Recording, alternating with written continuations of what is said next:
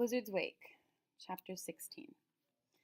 There were more people in town than Zeke had expected on a Saturday in March, but the air was so mild for North Dakota you'd almost think it was spring. Lots of people dropping off their tax forms at the post office and stopping to read the advertisements for the Rhythm Aces band at the Eagle Ballroom and Ken Sutton's orchestra at the States Ballroom. It was local entertainment night at Dakota Hotel, and there was a choice of movies in the theaters.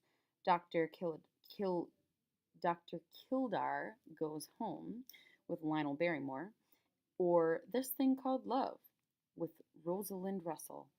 It was an odd feeling to be standing outside a theater looking at life-size poster of Rosalind Russell, Zeke thought, when all he'd seen of the actress in the last 3 years was a pin-up picture on an inmate's wall. He was not eager to be recognized. When he'd entered prison, he'd had a mustache and a short, stubby beard, but that was soon remedied. Rule number 32. Every inmate will be compelled to shave and take a bath each week. He hoped no one would recognize the clean-shaven look, and that by the time they figured out he was back in town, he would already have been hired somewhere and working for a week or two. Still, 2 or 3 people did look at him quizzically as they passed, and Zeke had no doubt that if he turned around, they too would have turned to study him some more. Most, however, were simply enjoying a Saturday in Grand Forks, tending to their own business, checking out the Easter hats and spring coats, and heading for J.C. Penney for the men's clothing sale. Top coats, $14.75, it said in the window. Zeke began to relax a little when it appeared that he would not have to explain to first one person, then another, that good behavior had gotten him an early release, because he knew, as sure as there were teeth in his mouth, that nobody in Grand Forks would associate his name with good behavior ever again. Even without telling his name, however, Zeke was not having much luck. The draft had not yet taken many men from Grand Forks, so those jobs left vacant so far, there seemed to be enough older men to fill.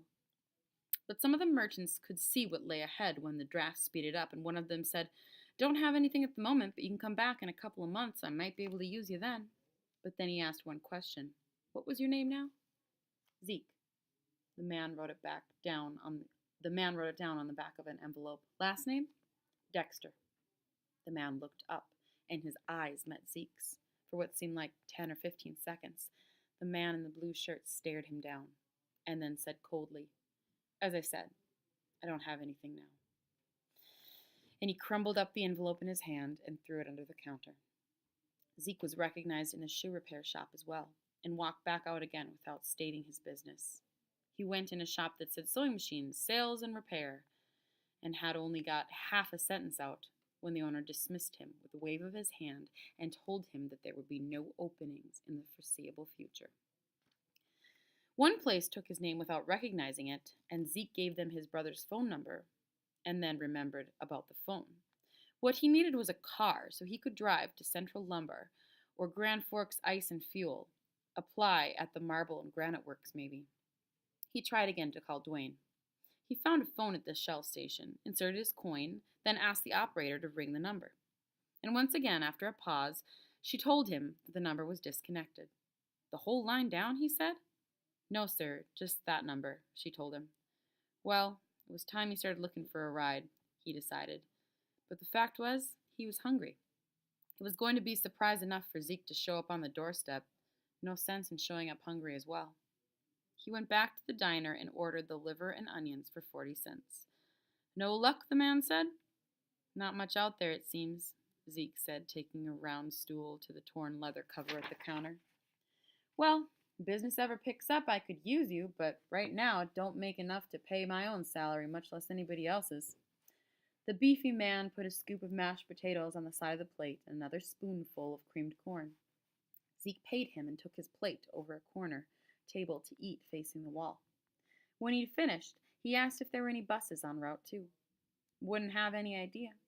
Ask at a Shell station over there," the owner said, and pushed the grease off his griddle with a metal spatula, dumping it on a tomato juice can near the back.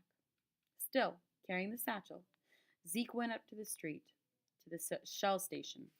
Finding the owner busy with a customer buying tires, he stepped onto the garage and walked over to a young mechanic bent over the engine of a car. "Excuse me," said Zeke. "Any buses out Route 2 towards Emerita?" "Don't know of any." "Where are you trying to get to?" the mechanic said, straightening up and resting his hands on the frame of the car. "I just live north of here, near Mechanic.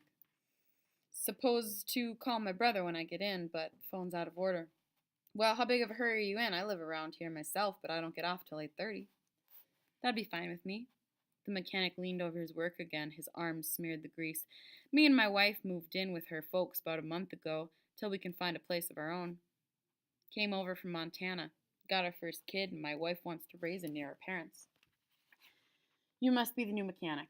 "That's right. I'll be glad to take you as far as Amaretto. But it's our son's first birthday, and the family's having a little party for him. Trying to keep him up past bedtime till I get home," he grinned. "I told him I'd drive like the devil, with the wind on his back, but my wife, she called a little while, says he's getting cranky. It weren't for that, I'd drive you all the way, but being his first birthday and all." "I've walked a whole lot farther than that," Zeke said. "Would walk right now, if I'd had an earlier start. Come back around 8:15. The minute boss says I can go, I'm gone." "Thanks." "Fred's the name," said the mechanic. "What's yours?" "Floyd," Zeke said, giving his middle name. If they were near neighbors, it wouldn't pay to say Zeke. "Thanks again. I'll see you later."